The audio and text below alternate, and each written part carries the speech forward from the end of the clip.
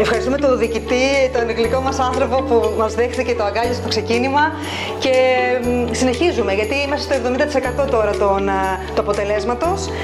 Και συνεχίζουμε. Ο διοικητής είναι και αξιαγάπητος. Είναι βέβαια. Όπου τον βρίσκω τον αγαπάνε οι εργαζόμενοι, τον αγαπάνε πώς θα καταφέρνει και η διοικητής, αλλά και με τους εργαζόμενους συνέχεια. Αλλιώς δεν γίνεται, αλλιώς δεν έχουμε αποτελέσματα, αν δεν είσαι άνθρωπος πάνω απ' όλα.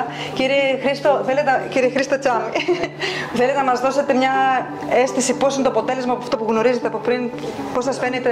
Εδώ και ένα χρόνο έχουν γίνει ριζικές παρεμβάσεις στο νοσοκομείο αυτό για την περαιτέρω προβολή ενός νοσοκομείου το οποίο έχει πολύ καλή ποιότητα προσωπικού, γιατρών και που περιθάλπτει ασθενείς και του Δήμου Νέας Ιωνίας αλλά και των όμορων Δήμων.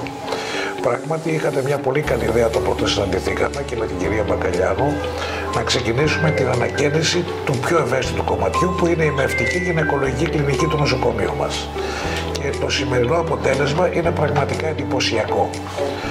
Το οφείλουμε βέβαια στη δική σας παρέμβαση, στον κύριο Εφραίμογλου και στον Δήμαρχο, ο οποίος έχει βοηθήσει πάρα πολύ και είμαστε σε πολύ στενή συνεργασία, σχεδόν καθημερινή με τον Δήμαρχο τον κύριο Μανούρη, ο οποίος πραγματικά δείχνει μια διάθεση αναμόρφωσης όλου του Δήμου της Νέας Ιωνίας προς όφελος των Δημοτών.